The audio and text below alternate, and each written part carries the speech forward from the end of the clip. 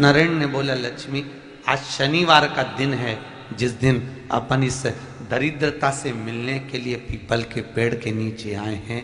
हिंदू धर्म में ये दिन पीपल के वृक्ष के लिए पूजनीय होगा। जो भी शनिवार के दिन पीपल के वृक्ष की पूजन करेगा, दूध चढ़ाएगा या मिष्ठान का भोग लगाएगा, लक्ष्मी और नारायण उसके घर में प्रवेश कर जाएगा। लक्ष्मी और नारायण उसके घर में प्रवेश करेगा। इसलिए नियम बनाया। कौन से दिन का? शनिवार। लक्ष्मी जी बोली, नारायण आपने तो एक दिन का वार लिख दिया। शंकर जी ने 7 वार बनाए हैं, रविवार, सोमवार, मंगल, बुध, गुरु, शुक्र और शनि। ये शिव जी ने बनाया। अब एक दिन आपने अपना बना लिया, बाकी के दिन अगर कोई इस पीपल के वृक्ष के नीचे आएगा और यहां तो दरिद्रता बैठी है, तो उसका क्या होगा? भगवान नारायण बोले, सुन दरिद्रता, तेरे से एक विनती है, अगर कोई भी मनुष्य इस पीपल के पेड़ के नीचे अगर 7 दिन में आता है और उसके हाथ में अगर कोई सामग्री होती है तो तू उसके घर में प्रवेश नहीं करेगी। नियम है पीपल के वृक्ष का, या तो पानी का लोटा लेकर जाओ, कुंकू का चोपड़ा लेकर जाओ, शक्कर लेकर जाओ, या पेड़ के नीचे चींटी को डालने के लिए आटा ले जाओ, पर खाली हाथ पीपल के वृक्ष के नीचे कभी मत जाओ, कभी नहीं।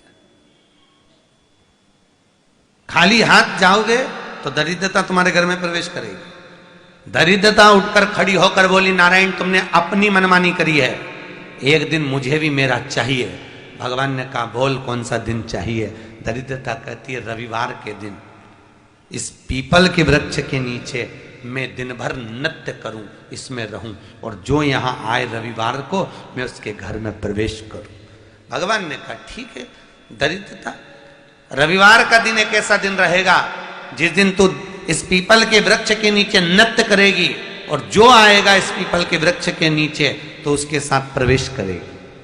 मैंने तुझे वर दिया। इसलिए हमारे यहाँ केवल पीपल का वृक्ष अगर दीवार में भी लग जाता है ना, किसी की फैक्ट्री की दीवार में, किसी के घर की दीवार में पीपल का वृक्ष अगर लग जाता है, पीपल का पौधा लग जाता है, उसको कितना भी तोड़ लो वो वापिस लग जाएगा। फिर तोड़ोगे फिर लग जाएगा। अगर पीपल के पौधे को तोड़ना है तो केवल रविवार का दिन एक नींबू, एक मिर्ची और बमूल का कांटा, ये 3 चीजें रखने के बाद में आधे घंटे बाद रविवार के दिन पीपल के पेड़ को उखाड़ कर फेंक दो। दूसरी बार कभी पीपल दीवार में लगता ही नहीं, कभी नहीं लग सकता। केवल एक रविवार का, केवल एक संडे, इतवार का। घर में दीवानों पर अगर पीपल लग भी गया है, इसलिए पीपल के वृक्ष को उखाड़ने का, अगर घर में पीपल लगा हुआ है या पीपल का पौधा हमारे घर में लग गया, उसको उतारना, निकालना, लगाना, तो पीपल के वृक्ष को अगर निकाला जाता है तो रविवार के दिन, और अगर पीपल के वृक्ष को कहीं लगाया जाता है तो सोमवार के दिन या मंगलवार के दिन, बुधवार के दिन, इन दिनों में लगा सकते पीपल के वृक्ष कहीं लगाना। शनिवार का दिन एक ऐसा दिन होता है जिस दिन पीपल के वृक्ष को कहीं जाकर लगाया नहीं जाता, क्योंकि शनिवार के दिन पीपल के वृक्ष के नीचे लक्ष्मी रहती है। हम अपने हाथों से अगर पीपल का वृक्ष किसी दूसरी जगह पर शनिवार को रोपित करते हैं तो हमारे घर की लक्ष्मी अपने घर से छिन्न होकर चली जाती है। इसलिए शनिवार के दिन पीपल लगाया नहीं जाता, किसी के घर जाकर उसको वापस पलटा नहीं जाता। लग गया उसको डाल। प्रभु मेरी धर्म पत्नी को कहाँ रखूं आप बताओ? वो तो जहां यज्ञ होता है, अनुष्ठान होता है, दान होता है, पुण्य होता है, सत्कर्म होता है, वहां जाने को तैयार नहीं। अब करूं क्या? भगवान ने बोला, एक काम करो। दुर्वासा जी बोले, जिसके यहां रात्रि में बर्तन झूठे पड़े रहते हो उसके घर में इस दरिद्रता को लेकर तुम प्रवेश कर जाना। जिसके यहां रात्रि में बर्तन झूठे पड़े हो वहां लेकर प्रवेश कर जाओ। दूसरी जगह दुर्वासा जी बोले, जो स्त्री घर में दोपहर के समय पर सो रही हो उसके घर में इसको लेकर प्रवेश कर जाइए। जो स्त्री दोपहर के समय में घर पर सो रही हो इस दरिद्रता को लेकर प्रवेश कर जाइए। तीसरा, जिसके यहां पर दरवाजे पर कांटे वाले पौधे लगे हों उस घर में इस दरिद्रता को लेकर प्रवेश कर जाइए। दरिद्रता, कितनी सुंदर बात कही है। दाता और विधाता, कौन कौन? दाता और विधाता। लक्ष्मी और दरिद्रता के सगे भाई हैं। कौन कौन? दाता और विधाता। दाता को फिटकरी प्रिय है, विधाता को नमक प्रिय है। ये दोनों हमेशा लक्ष्मी को और दरिद्रता को दोनों को समझाते थे, दोनों में प्रेम बढ़ाते थे। आज भी हिंदू धर्म की रीति है। यहां तो ठीक है, जिसके यहां पर भी अगर थोड़ी सी भी परेशानी होती है, थोड़ा सा क्लेश होता है, अशांति होती है, लक्ष्मी नहीं टिक रही हो, काम नहीं बन रहे हो, बहुत प्रयास करा जा रहा हो और हमारा कार्य नहीं होता, तो क्या करते हैं? फिटकरी और नमक को पानी में डाल देते हैं और घर में पोछा लगा देते हैं। आप लोगों ने आजकल फेसबुक पे भी पढ़ा होगा, व्हाट्सएप पे भी पढ़ा होगा। तो क्यों लिखा उसमें? उसका कारण ही केवल ये है कि दाता और विधाता की प्रियता उसमें। माता ख्याति के जो 4 बच्चे हुए, इसमें जो 2 लड़के हैं, दाता और विधाता, उसकी प्रियता उसकी पूर्णता उस। अब दुर्वासा जी बोले अपनी धर्म पत्नी को वहां लेकर, जहां कांटेदार पौधे लगे हों वहां पर लेकर प्रवेश कर जाइए। कांटेदार पौधों में उस दरिद्रता का निवास हो गया। कितना विचित्र कथा यहां वर्णन करी है। श्रीमद् भागवत के अंतर्गत जो वर्णन किया कि मृत्यु निश्चित है। और शनि महाराज का भी पांव टूट गया था। टूटा था कि नहीं टूटा था? जब अपनी माता संध्या को लात मारी थी, शनि महाराज ने लात मारी तो पांव टूट गया। शनि महाराज की आंख में आंसू। देवर्षि नारद के पास है, नारद जी मेरा पांव टूट गया, मैंने अपनी मां को लात मारी। नारद जी बोले तू तो द्रोषी है, तूने अपनी माता को लात क्यों मारी? कुछ करिए। कोई देवता नहीं अपनाया। तब भगवान नारद जी ने कहा शंकर जी के शिवलिंग की स्थापना कर, उसकी पूजन कर। जहां काशी विश्वनाथ के मंदिर आप लोग जाते हो, जिस विश्वनाथ का दर्शन करते हो, ये काशी का विश्वनाथ का प्राण प्रतिष्ठा शनि महाराज ने करी थी। शनि महाराज के हाथ का शिवलिंग है और शिवलिंग की स्थापना कर कर शनि महाराज ने भगवान शंकर से मांगा। शिव जी प्रकट हुए, मांगो शनि तुमको क्या चाहिए? शनि महाराज ने कहा मेरा पांव टूट गया, आप कृपा करिए। भगवान शंकर ने कहा शनि तूने मेरा भजन करा है, जा तेरा पांव तो जुड़ेगा पर पांव में थोड़ी लचकता तेरी बनी रहेगी। दुनिया के लोगों को शनि लगता है और शनि को शंकर लगता है। दुनिया के लोगों को शनि लगता है, शनि को शंकर। इसलिए आज भी नियम है कि काशी विश्वनाथ का नाम लेकर एक काजल की डिब्बी को लीजिए। अगर किसी को शनि लग गया हो, कोई प्रॉपर्टी का काम कर रहे हो, कोई व्यापार करते हो और व्यापार नहीं चल रहा, बहुत अड़चने आ रही है, कोई ना कोई परेशानी पे परेशानी आ रही है, एक काजल की डिब्बी लो, काजल की डिब्बी लो, काशी विश्वनाथ का नाम लो और 21 बार उतारो और उतार कर किसी पेड़ के नीचे तक खड्डा खोद कर उसको दबा दीजिए। आपका काम यूं सफलता की ओर बढ़ना चालू हो जाएगा। शनि की कुदृष्टि समाप्त, 7.5 ढैया समाप्त, परेशानी नहीं। ये दरिद्रता को खट्टा और तीखा प्रिय है और लक्ष्मी को जम के तो बोलो मीठा है। इसलिए हमारे हिंदू धर्म की रीति है, आज भी दुकान के बाहर, घर के बाहर नींबू मिर्ची टांगी जाती है। मिठाई रसगुल्ले नहीं, क्या टांगते हैं? नींबू मिर्ची। और मिठाई कहां रखी जाती है? घर के अंदर। तीखा और खट्टा बाहर और मिठाई अंदर। उसका केवल, कई लोग कहते हैं नींबू मिर्ची इसलिए टांगते हैं नजर नहीं लगे। नजर नहीं, लक्ष्मी और दरिद्रता ये दोनों बहन का नियम है। प्रतिदिन सुबह से लेकर शाम तक ये प्रतिदिन घूमने के लिए निकलती हैं। प्रतिदिन ये इनका काम ही है घूमना, दोनों बहनों का, दरिद्रता और लक्ष्मी का। जब इनको भूख लगती है तो दोनों घर में प्रवेश करना चाहती हैं और जैसे ही घर में प्रवेश करना चाहती हैं तो जिसके जैसी दोनों चलती हैं तो इतने में दरिद्रता देख लेती है कि मेरा भोजन तो बाहर ही टंगा है, तो दरिद्रता खाकर बाहर की बाहर चली जाती है और लक्ष्मी मिठाई के चक्कर में अंदर प्रवेश कर जाती है। लक्ष्मी लक्ष्मी अंदर प्रवेश कर।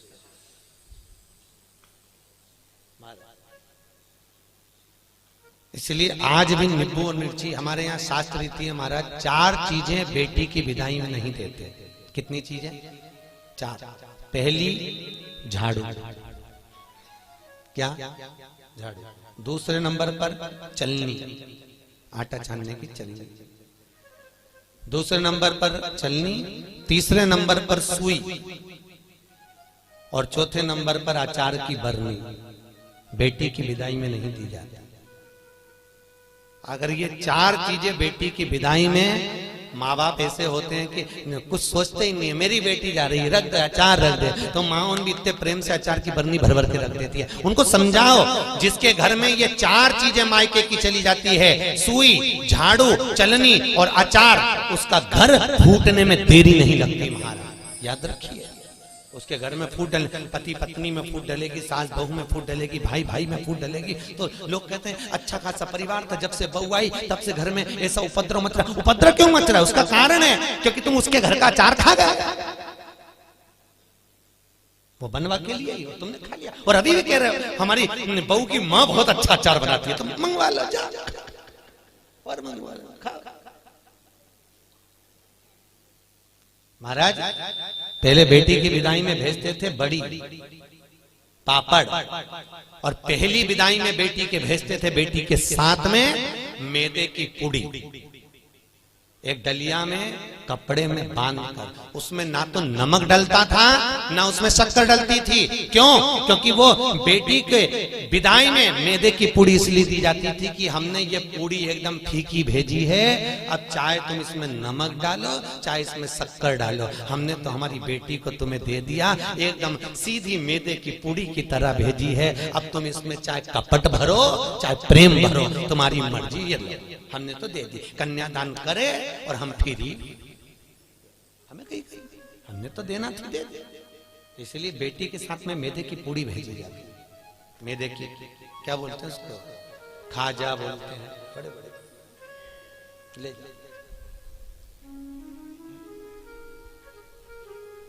खट्टा तीखा नहीं देते।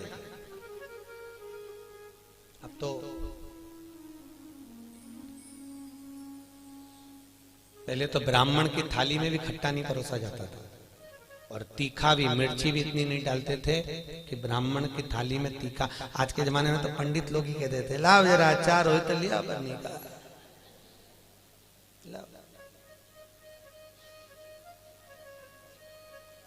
पितरों के जो देवता हैं, किनके देवता? पितरों के। पितरों के देवताओं का नाम है आर्यमा। क्या नाम है? आर्यमा। काय पर बैठते हैं? कौवे पर। काय पर बैठते हैं? कौवे पर। और पितरों के देवता जब आर्यमा श्राद्ध पक्ष में जब घूमने के लिए निकलते हैं तो उनके भोजन में केवल एक मीठा ही दिया जाता है। आज के जमाने में सब्जी बनने लगी साफ श्राद्धों में, नहीं तो केवल खीर और पूड़ी बनती थी, गुलाब जामुन रसगुल्ला बनता था, ये बनाकर खूब खिलाते थे, मंगोड़ा बनता था। पर अब सब्जियां बनने लगी, अब तो लोग श्राद्ध में भी अचार परोस देते हैं। पर कितनी वर्ज्यता है महाराज, कितनी वर्ज्यता। श्राद्ध पक्ष में अगर राई से तुमने सब्जी को छोक दिया, काहे से छोका है? राई से। सब्जी को अगर छोक दिया और वो सब्जी और पूड़ी तुमने छत पर ले जाकर पटक दी, तुम कितना भी कौवा को बुलाना, कौवे का बाप नहीं उसको भोग लगाएगा, लगा ही नहीं सकता। कितनी भी तुम सब्जी अगर राई से छुकी है, और अगर राई बिना सब्जी है तो तुम पटक कर जाओगे, कौवा आएगा और लेकर चले जाएगा, बुलाने की भी जरूरत नहीं है कि तू आ और खा, तुमने पटका और खा कर जाएगा। महाराज तुमने डाला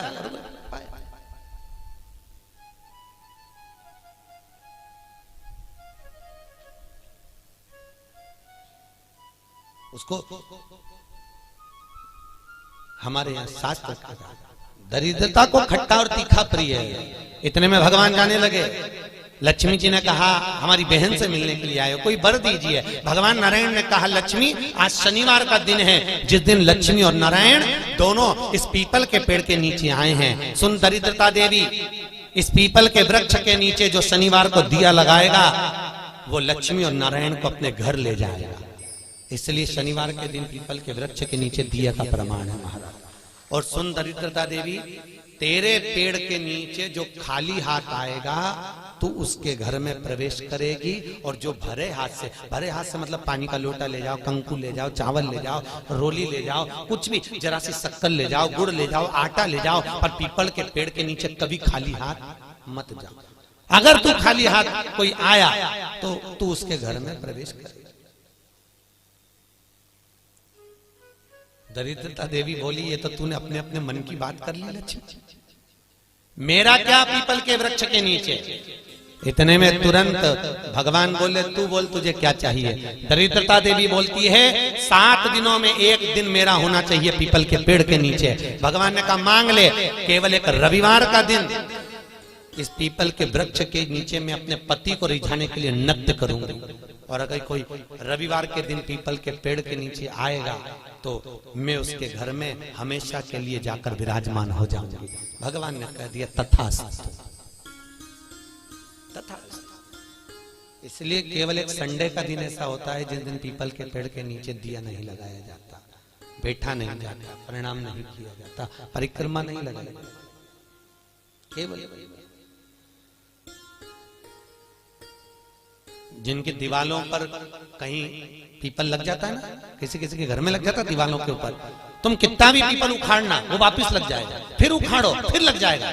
पर पीपल उखाड़ने का भी एक प्रमाण है, अगर पीपल को उखाड़ना है तो केवल एक रविवार के दिन दीवाल के सामने जहां से पीपल उखाड़ना है वहां पर नींबू और 7 मिर्ची रख दीजिए, और उसके बाद पीपल को उखाड़ दीजिए और नींबू को वहां पर काट कर छोड़ दीजिए। उसके बाद कभी दीवाल में पीपल लग ही नहीं सकता उस स्थान।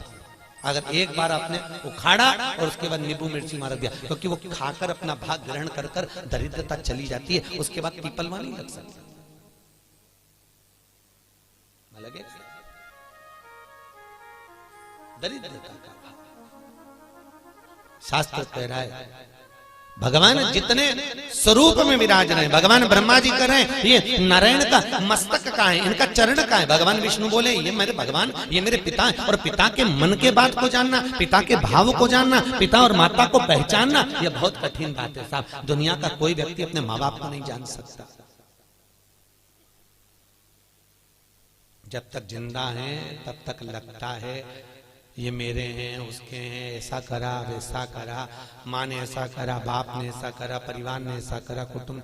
अरे भाई चले गए, उसके बाद में फिर रोते हैं, भोग लगाते हैं। क्या मतलब, जीते जी दंगम दंगा, मरे पीछे पहुंचा दी गंगा। क्या मतलब,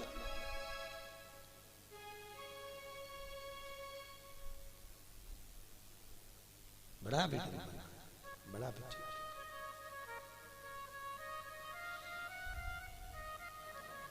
कर सेवा तू लगन लगा कर, मन में सच्चा भाव जगा कर, ये की आंखें खोलो रे, जय श्री कृष्णा बोलो रे। तुम मन लगाकर, चित्त लगाकर, अपने मन की वृत्ति को परमात्मा तक ले जाकर भाव से तुम परमात्मा को रिझाओ तो सही। कई लोग कहते हैं हमारी माँ कपट रखती है, हमारे पिता हमको अपशब्द कहते हैं, हमारी माँ हमारी सास हमको आनत। बोलने दो, उनको बोलने का काम है, बोलो। और याद रखना, जितनी जितनी तुम्हारी बुराई होगी तुम उतने उतने स्वस्थ होते चले जाओगे, उतने परसेंट। आपको पहले कथा कही थी, 4 धाम मंदिर में एक राजा बीमार पड़ गया, उसका काया गल गल कर नीचे टपकने लगी, काया का रोग हो गया। राजा ने सारे डॉक्टरों को दिखाया, इलाज नहीं मिला। तब गुरुजी के पास गया, गुरुदेव मेरे को बीमारी हो गई। गुरुजी बोले, डॉक्टर को दिखाया? हाँ गुरुजी, पर मैं ठीक नहीं हुआ। गुरुजी ने कहा, तेरा बड़ा भाई था कहाँ है? तो कि वो तो मर गया। भाभी है? हाँ। कहाँ है? राजभवन में। एक काम करा कर, चुपचाप से किसी को मालूम मत पड़ने देना, भाभी के कमरे के बाहर जब भाभी सो जाए तो चटाई डाल के रजाई ओढ़ के सो जा, ठीक हो जाऊंगा। हाँ। अब गुरु तो ऐसे आड़े टेढ़े उपाय बताता है, गुरुओं का तो काम ही, गुरु तो गुरु, बस उनने तो बोलना था बोल दिया।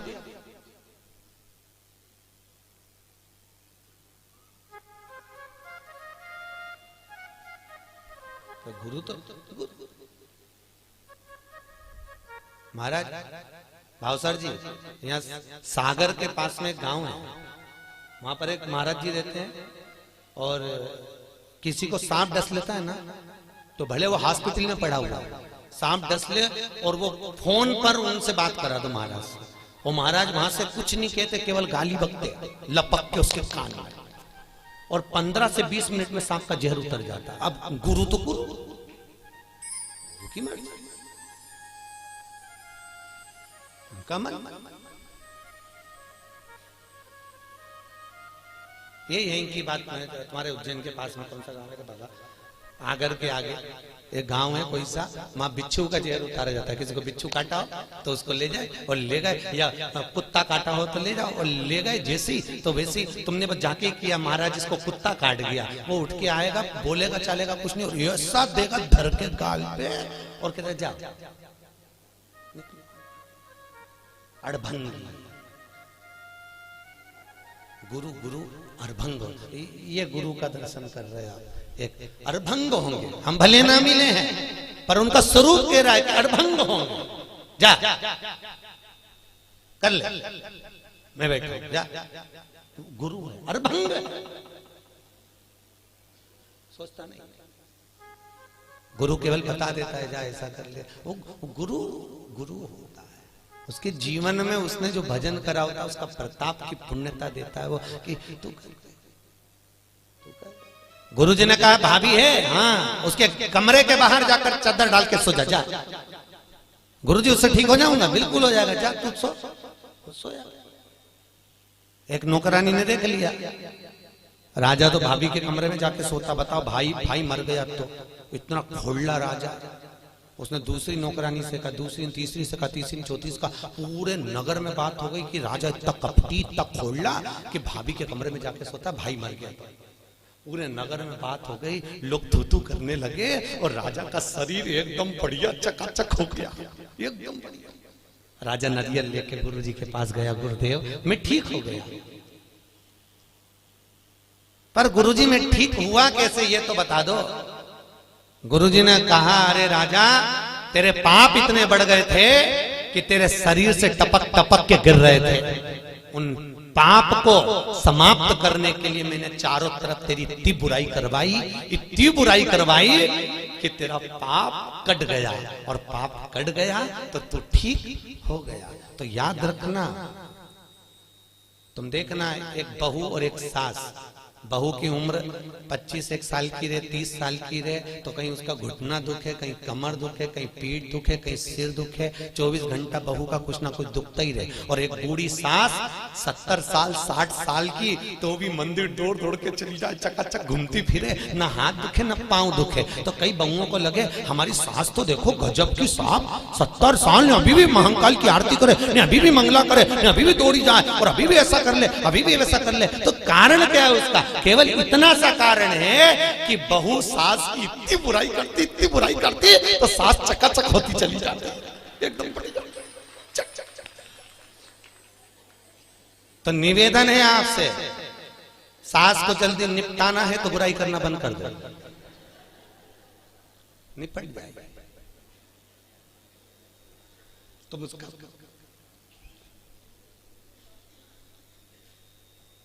तुम बुराई करना बंद करो, जल्दी निपटेगी। और तुम जितनी बुराई करती रहोगी वो उतनी सद उतनी तैयार उतनी ले।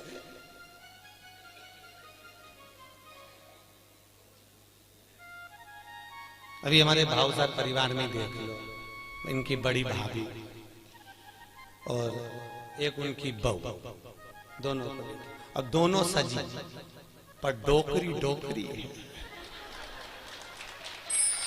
Old is gold.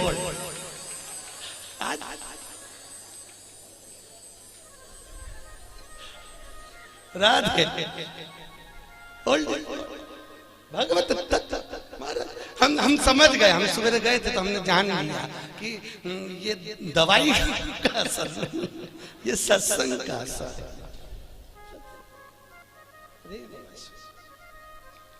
जो दिया है कब अब होन दो बुराई।